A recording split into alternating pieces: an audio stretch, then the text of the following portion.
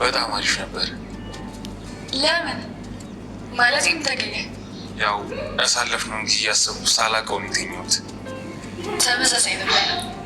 አንቺም እያሰብሽው ነበር? አይ ደስ ይላል።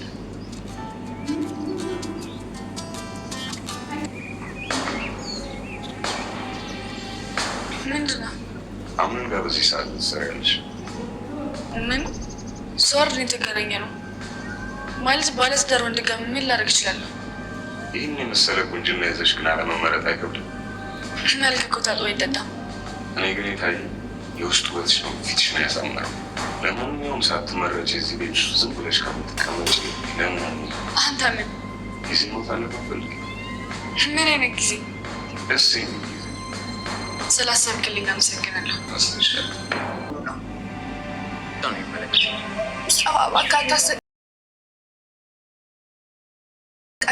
እኔ አይደለሁ ስራሽ ነው የሚያሰቃይሽ። ትሰሚኛለሽ?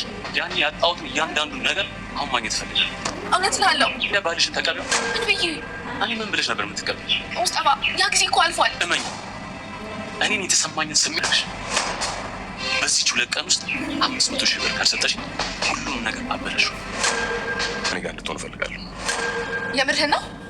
መቼም ጄሪን አምነን ታደር ታመቻቻለሽ፣ እኔም ላንቺ አመቻቻለሁ። ጄሪ የማትወጣ ወጥመድ ውስጥ ገብታ ትገኛለች። የጄሪ ልጅ የሙስጠፋ ነው። እንግዲህ ጄሪ 500 ሺህ ብር የማትሰጭኝ ከሆነ ህይወትሽን እንዳለ ነው የማመነቃቅረው እያላት ይገኛል።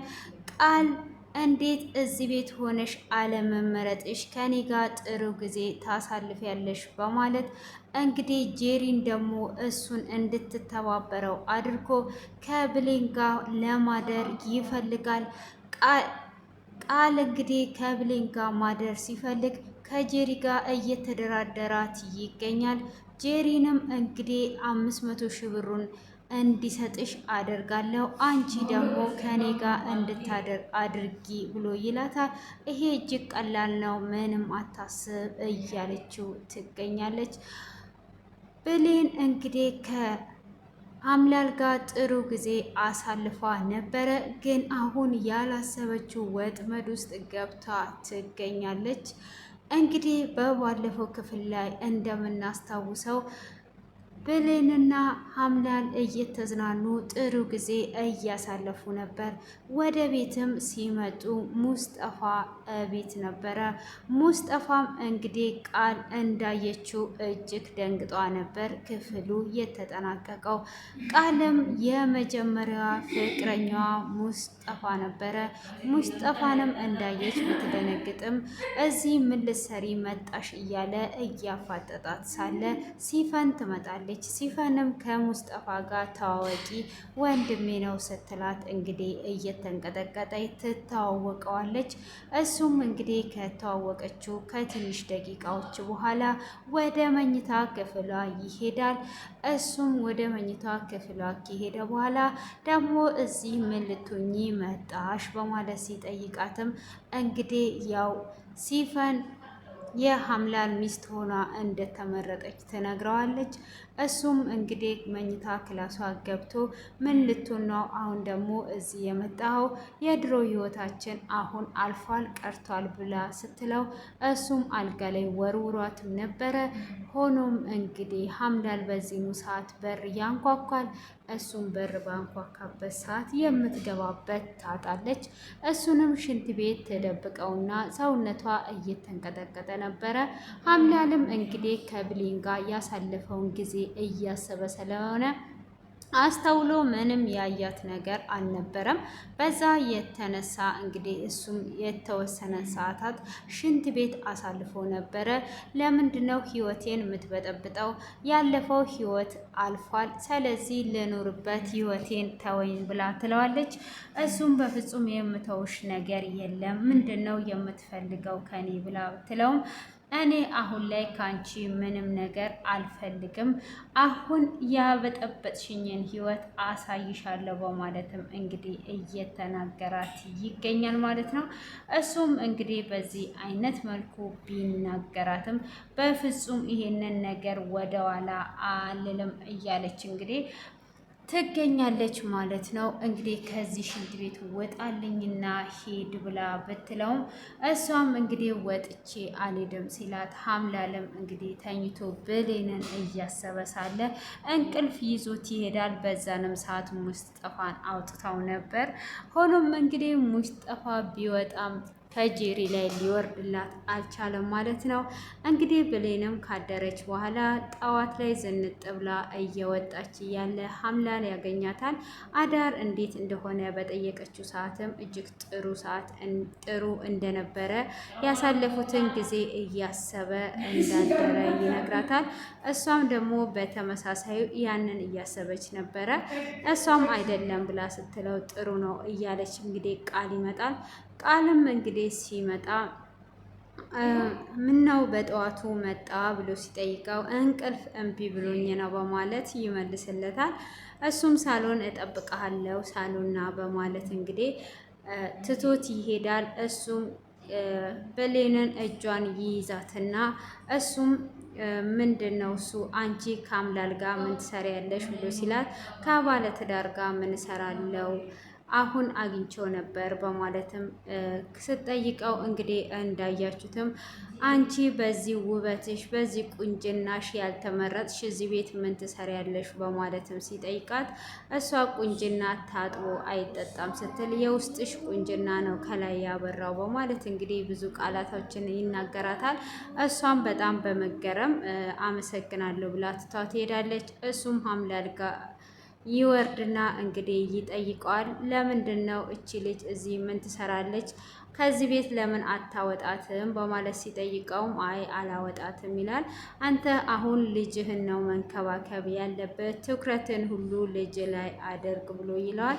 እንግዲህ ሀምላልም እንደማያወጣት ከተናገረው በኋላ ጄሪም እንግዲህ ሙስጠፋ ይጠራትና አሁን ምን ፈልገ ነው የጠራኝ? እኔና ያንተ ህይወት እኮ አብቅቷል፣ እባክህን አታስጨንቀኝ ብላ ስትለውም ይሄን የእኔ እያንዳንዱን የከፈልኩትን ዋጋ አሁን አስከፍልሻለሁ። ይሄ ሁሉ የሚያሰቃይሽ እኔ ሳልሆን የሰራሽው ስራ ነው ብሎ ይላታል። እሷም እንግዲህ ይሄ ነገር ምንድን ነው በማለትም ስትለው 500,000 ብር ካልሰጠሽኝ በማለት ሲላት ጌታ አመጣለሁ በማለትም ስትጠይቀው ያን ጊዜ እኔን ምን እያልሽ ነበረ የምትጠይቂኝ?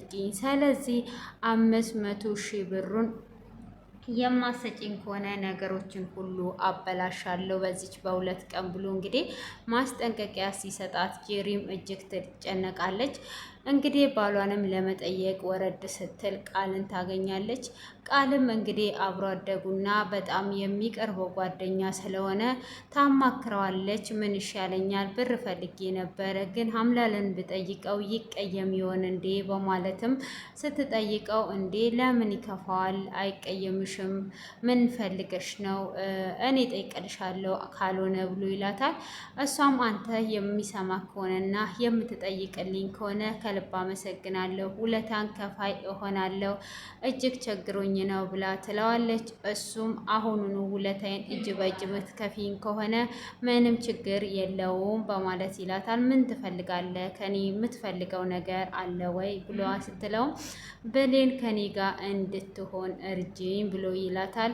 እኔም አብሬያ ጥሩ ጊዜ ማሳለፍና ከእሷ ጋር ማደር እፈልጋለሁ ብሎ ሲላት ካዳ ይሄ ምንም ችግር የለውም ግን ሀምላል ፈተናት ብሎክ ልኮ ከሆነ ብላ ስትለውም በፍጹም አይደለም። ስለዚህ እንደዛ ከሆነማ እንደውም ከኔ ህይወት ትርቅልኛለች። ስለዚህ ምንም አታስብ ብላ እንግዲህ አሳልፋ ልትሰጥ ተስማምታለች ማለት ነው። እንግዲህ ቃልም አሁን ላይ እየተመኛት ነው። የሰርጉ ዕለት እንግዲህ እጁንም የላከው እሱ ይመስለኛል። እንግዲህ የቅርብ ጠላት ማለት ነው። ሁሉንም ነገር እንግዲህ ሀምላል ለቃል ነው የሚያማክረው የሚነግረው። እንግዲህ ዛሬ ላይ ደግሞ ብሌንን እንደሚወዳት ስለሚያውቅ ያንን ነገር ከሱ ጋር እንድትሆን እየፈለገ ይገኛል። እንግዲህ ጄሪም እየተናደደች ትገኛለች። ሆኖም እንግዲህ ለገንዘቡ ስትል ቃልን አሳልፋ እንደምትሰጥ ተናግሯለች። ሆኖም እንግዲህ እህት ዛራ ጋር ኩሽናም ገብታ ነበረ። እህት ዛራንም እንግዲህ እያወራቻት ትገኛለች። ብሌን ቃል ምን አይነት ሰው ነው ብላ ስትጠይቃትም ለሀምላል ከልጅነቱ ጀምሮ ምርጥ ጓደኛው አብሮ አደጉ እንደ ወንድሙ ሚስጥረኛው ነው ብላ ትላለች። እንግዲህ ብሌን ደግሞ እንዴት እኔን ተመኘ የሚለውን አንድ ላይ እያሰበች ትገኛለች ማለት ነው።